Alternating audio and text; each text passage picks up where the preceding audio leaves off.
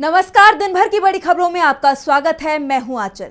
आज इस बुलेटिन में बात होगी नीतीश कुमार को लगे बड़े झटके की, बीजेपी नेता के बयान से पार्टी की बढ़ती मुश्किलों की, देखेंगे एसआईआर को लेकर चुनाव आयोग पर बढ़ते दबाव को, अखिलेश यादव ने एनडीए को दी क्या नसीहत, जानेंगे मोदी सरकार पर क्यों भड़का आरएसएस, और बुलेटिन के आखिर में देखेंगे जाने माने कार्टूनिस्ट इरफान की किस खबर पर पड़ी तिरछी नजर। लेकिन दिन भर की तमाम बड़ी खबरों से पहले एक नजर आज की सुर्खियों पर। दुबई एयर शो में हुआ बड़ा हादसा, भारतीय फाइटर जेट तेजस हुआ क्रैश, पायलट की गई जान। संसद के शीतकालीन सत्र से पहले सरकार ने बुलाई सर्वदलीय बैठक, 30 नवंबर को सुबह 11 बजे होगी बैठक, 1 दिसंबर से 19 दिसंबर तक चलेगा शीतकालीन सत्र। सीजेआई बीआर गवाई का बड़ा बयान, कहा बौद्ध धर्म को मानने वाला लेकिन सेक्युलर हूं, 23 नवंबर को रिटायर हो रहे हैं सीजेआई गवाई। और शेयर बाजार में गिरावट, 400 अंकों की गिरावट के साथ 85,231 पर बंद हुआ सेंसेक्स, तो 124 अंकों की गिरावट के साथ 26,068 पर बंद हुआ निफ्टी। ये तो थी सुर्खियां। अब बात आज की सबसे बड़ी खबर की। बिहार में नीतीश सरकार में मंत्रियों के बीच विभागों का बंटवारा हो गया है और इस बंटवारे में भी नीतीश की ज्यादा चलती नहीं दिखाई दी। जेडीयू की सीटें भले ही बढ़ गई हों, लेकिन नीतीश कुमार इस बार कमजोर पड़ते दिखाई दे रही हैं। 20 साल से जिस विभाग को लेकर नीतीश कुमार हमेशा सहयोगियों के सामने अड़ जाते थे, इस बार बीजेपी के पाले में वो विभाग भी चला गया। तो कैसे कमजोर पड़ते दिखाई दे रहे हैं नीतीश, जानने के लिए देखिए रिपोर्ट। नीतीश कुमार 2005 में बिहार के सीएम बने और उन्होंने गृह मंत्रालय भी अपने ही पास रखा। 2025 में हुए विधानसभा चुनाव तक गृह मंत्रालय जेडीयू के पास ही रहा और इसमें भी 19 साल तो नीतीश कुमार ही गृह मंत्री रहे। बीजेपी ने कई बार नीतीश से गृह मंत्रालय मांगा, लेकिन हर बार उन्होंने बीजेपी हाईकमान को ये मंत्रालय देने से इनकार कर दिया। लेकिन इस बार नीतीश कुमार बीजेपी के सामने सरेंडर करते दिखाई दिए हैं। गृह मंत्रालय इस बार बीजेपी के सम्राट चौधरी को दिया गया है। वैसे बदले में बीजेपी के हिस्से में रहने वाला वित्त मंत्रालय नीतीश ने जेडीयू के लिए झटक लिया। जेडीयू के विजेंद्र यादव को वित्त विभाग मिला। इसके अलावा उन्हें वाणिज्य और ऊर्जा मंत्रालय भी दिया गया है। बीजेपी के नितिन नवीन को पीडब्ल्यूडी के साथ शहरी विकास और आवास मंत्रालय दिया गया है। बीजेपी के प्रदेश अध्यक्ष दिलीप जायसवाल को उद्योग मंत्री, विजय सिन्हा को भूमि और राजस्व के साथ खनन और भूतत्व मंत्रालय दिया गया है। जेडीयू के श्रवण कुमार को ग्रामीण विकास कार्य और परिवहन मंत्री बनाया गया है। यानी एक बात तो साफ हो गई है कि मंत्रालयों के बंटवारे में बीजेपी का दबदबा दिखाई दिया। ऐसे में अब सभी की निगाहें विधानसभा अध्यक्ष पद को लेकर हैं कि क्या ये पद भी बीजेपी के हिस्से में चला जाएगा। वैसे जिन मंत्रियों को महत्वपूर्ण मंत्रालय सौंपे गए हैं, उसे लेकर भी सवाल उठ रहे हैं। खासतौर पर जिस तरह से नीतीश सरकार में परिवारवाद का दबदबा दिखाई दिया है, उसे लेकर आरजेडी ने सवाल उठाए हैं। नीतीश सरकार में डिप्टी सीएम सहित तमाम बड़े मंत्री किसी न किसी सियासी खानदान से जुड़े हुए हैं, जिसमें डिप्टी सीएम सम्राट चौधरी का नाम भी शामिल है। ऐसे में विपक्ष ने नीतीश सरकार को घेर लिया है, जो विपक्ष पर परिवारवाद का आरोप लगाते रहे हैं। नीतीश कुमार को बीजेपी ने बड़ा झटका दे दिया है, तो मुश्किलों में बीजेपी भी दिखाई दे रही है। बिहार चुनाव में विपक्ष बीजेपी पर रिश्वतखोरी का आरोप लगा रहा था और अब बीजेपी के नेता ने ही विपक्ष के आरोपों पर मोहर लगा दी है।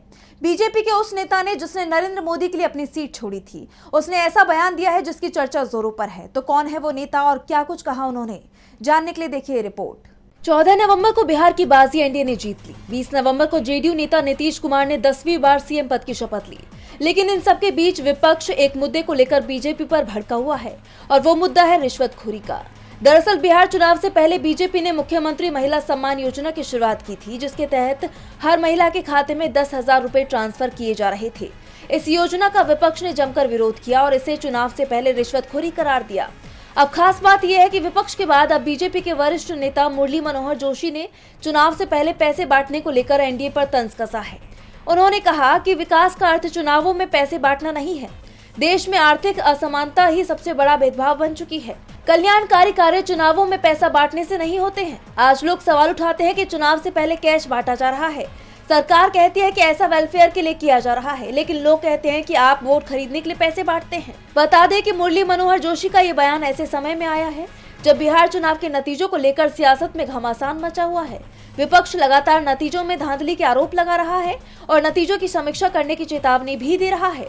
इस बीच अब देखना ये होगा कि बीजेपी अपने ही नेता के दिए हुए बयान पर क्या सफाई देती है। बीजेपी नेता के बयान से पूरा एनडीए फंसता दिखाई दे रहा है, तो एसआईआर को लेकर चुनाव आयोग पर दबाव बढ़ता जा रहा है।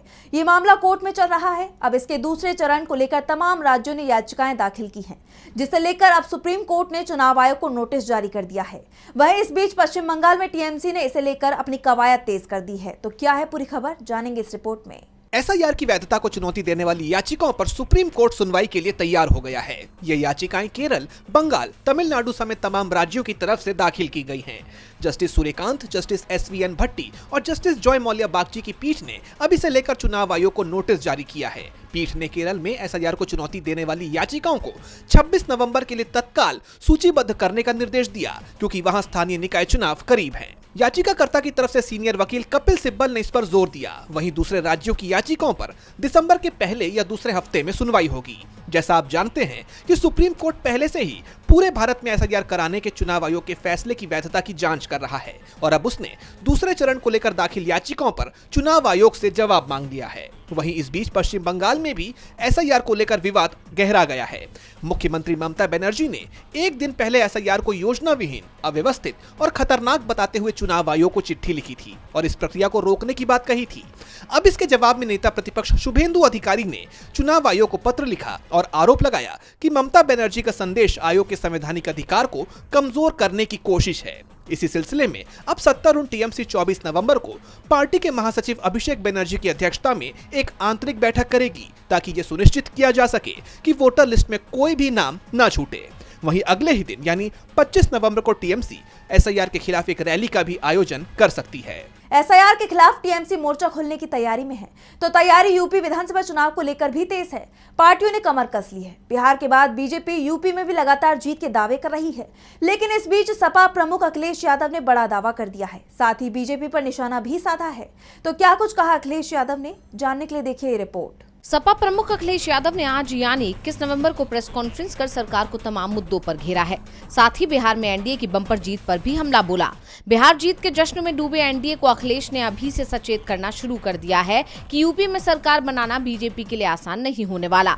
उन्होंने बीजेपी पर निशाना साधते हुए कहा कि जब आप दूसरों को तकलीफ दोगे तो कुदरत अपना फैसला करेगी। जीत तो सिकंदर को भी अमर नहीं कर पाई। साथ ही उन्होंने बीजेपी के उस वादे को पूरी तरह से फेल बताया जिसमें बीजेपी ने गंगा रिवर फ्रंट को साफ करने की बात कही थी। साथ ही अखिलेश ने ये भी कहा कि बीजेपी या तो 1000 साल पीछे का सोचती है या फिर 2047 का।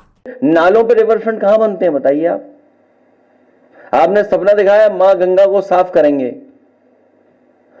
बीजेपी के लोग 1000 साल पहले सोचते हैं पीछे का या और आगे का सोचते हैं 2047। उनका जुबानी हमला यहीं नहीं रुका। उन्होंने सड़क चौड़ीकरण जैसे स्थानीय मुद्दों पर सरकार को घेरते हुए बीजेपी को नकारात्मक और छोटी सोच का बताया है। सबसे बड़ी बात तो यह है कि भाजपाई जो नेगेटिव है, नकारात्मक है, संकीर्ण सोच है, वो कैसे चौड़ीकरण की बात कर रहे हैं। चौड़ीकरण भाजपा की संकीर्ण सियासत की साजिश है। ये साजिश कर रही है। ये चौड़ीकरण जो कर रही है ये भाजपा की संकीर्ण सियासत की साजिश है।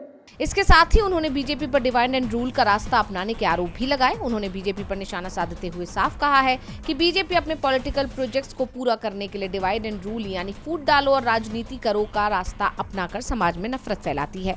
करीब आधे घंटे की इस प्रेस कॉन्फ्रेंस में अखिलेश यादव ने बीजेपी को स्थानीय मुद्दों से लेकर राष्ट्रीय मुद्दों पर जमकर घेरा। वहीं ये भी माना जा रहा है कि अखिलेश के इन हमलों का असर यूपी की राजनीति में बड़ा उलटफेर कर सकते हैं, क्योंकि सपा प्रमुख जमकर बीजेपी के खिलाफ मोर्चा खोल रहे हैं, जिससे बीजेपी सत्ते में आ सकती है। अखिलेश यादव ने बीजेपी को जमकर घेरा है, तो मोहन भागवत के बयान से भी मोदी सरकार घिर गई है।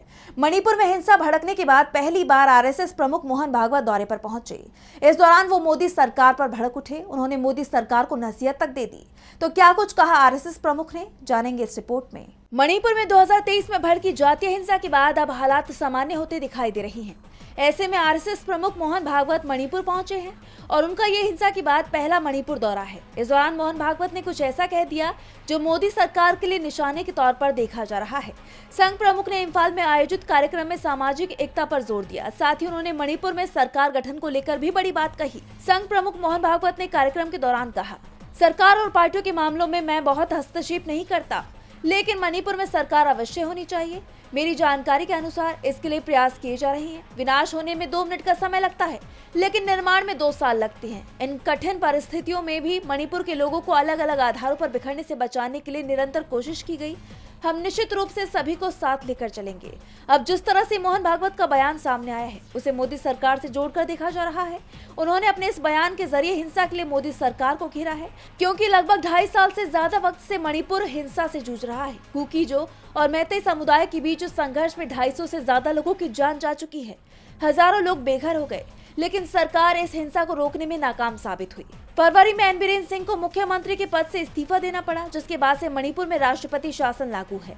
ऐसे में विपक्ष तो सवाल कर ही रहा है, लेकिन अब मोहन भागवत के बयान से भी मोदी सरकार घिर गई है। सवाल उठ रहे हैं कि मणिपुर में शांति कब बहाल होगी, तो सवाल दिल्ली हिंसा के आरोपियों की जमानत को लेकर भी बने हुए हैं।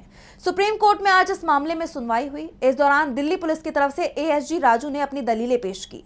उन्होंने साफ कह दिया कि ये आरोपी जमानत के हकदार नहीं है। तो क्या कुछ हुआ सुप्रीम कोर्ट में सुनवाई के दौरान, जानने के लिए देखिए रिपोर्ट। सुप्रीम कोर्ट में 2020 के दिल्ली हिंसा मामले से जुड़े मामलों में आरोपी उमर खालिद और शर्जील इमाम सहित अन्य की जमानत याचिकाओं पर अहम सुनवाई हुई।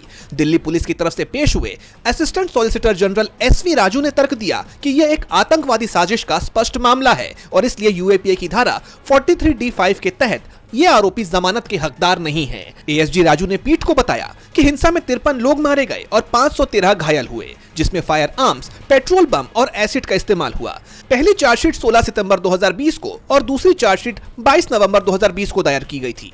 चार्जशीट में आईपीसी की धारा 302, 307 और यूएपीए की धारा 13, 16 और 18 लगाई गई हैं। एएसजी ने विशेष रूप से यूएपीए की धारा 16(1)(a) का उल्लेख किया, जिसमें जान लेने तक की सजा का प्रावधान है। उन्होंने जोर देकर कहा कि चूंकि आरोप पहली नजर में सही लगते हैं और कॉग्निजेंस लेने के आदेश को चुनौती नहीं दी गई है, इसलिए यूएपीए की धारा 43D5 के तहत जमानत नहीं मिलनी चाहिए। एएसजी राजू ने साजिश के बड़े इरादे पर जोर दिया, जिसमें जरूरी दूध पानी की सप्लाई में रुकावट और असम को भारत से हटाने के लिए चक्का जाम का इस्तेमाल करना शामिल था। उन्होंने पश्चिम बंगाल में हुई हिंसा का भी हवाला दिया, जहां रेलवे को 70 करोड़ से ज्यादा का नुकसान हुआ था। इसे आर्थिक तबाही के इरादे से उन्होंने जोड़ा। साथ ही एएसजी ने टेरर फाइनेंसिंग का भी दावा किया, जैसे ताहिर हुसैन पर शेल कंपनियों के जरिए 1.3 करोड़ की फंडिंग का आरोप, शिफा उर रहमान पर 8.90 लाख और मीरान हैदर पर 2.86 लाख की फंडिंग का आरोप। उन्होंने उमर खालिद को चक्का जाम की साजिश रचने और हिंदुस्तान के टुकड़े टुकड़े कर दो जैसे भाषण देने वाला बताया। एएसजी ने निष्कर्ष दिया कि यह एक सिस्टमैटिक प्लान था, जिसका बड़ा मकसद शासन बदलना था और इस साजिश में शामिल लोग लाठी, एसिड और बंदूक लेकर आए थे। कोर्ट ने आगे कहा कि सुनवाई 24 नवंबर को लंच के बाद जारी रहेगी। दिल्ली हिंसा मामला लगातार सुर्खियों में बना हुआ है, तो चर्चा द नेहरू आर्काइव को लेकर भी हो रही है। देश के पहले प्रधानमंत्री जवाहरलाल नेहरू की नीतियों को छात्रों, युवाओं तक पहुंचाने के लिए कांग्रेस ने बड़ा कदम उठाया है।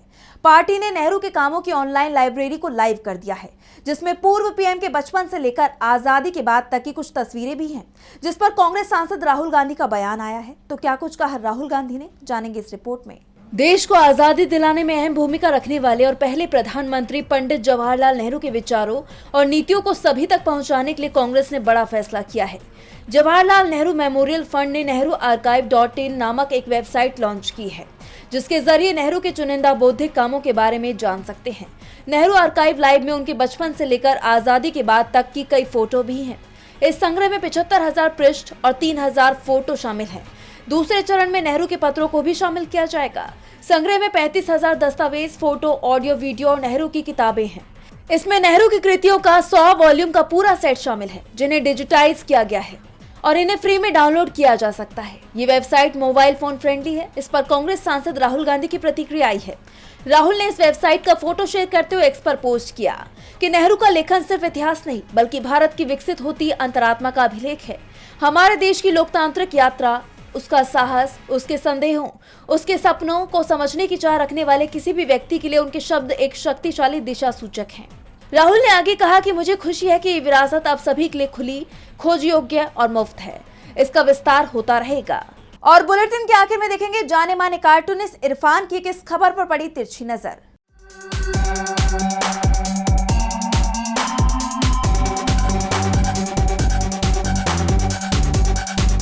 नई चुनी गई नीतीश सरकार में सुशासन अब कैसा होने वाला है, इसका अंदाजा आपको इस बात से लग जाएगा कि बिहार में एनडीए के एक नेता हैं जिनका नाम है उपेंद्र कुशवाहा।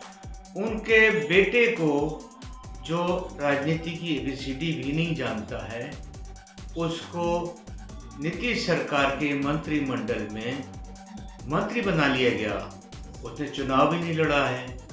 उसकी खासियत क्या है? उसकी खासियत केवल ये है कि वो विदेशों में पढ़कर आया है।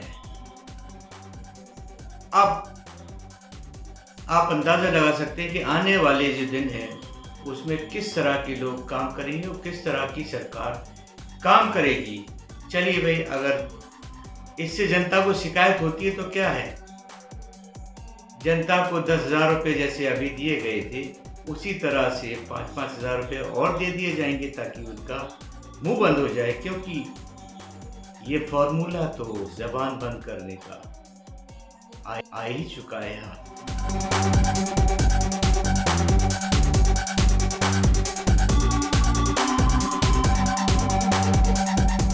बहुत बहुत शुक्रिया इरफान जी। तो आज इस बुलेटिन में बस इतना ही। आप देखते रहिए डीवी लाइव। नमस्कार।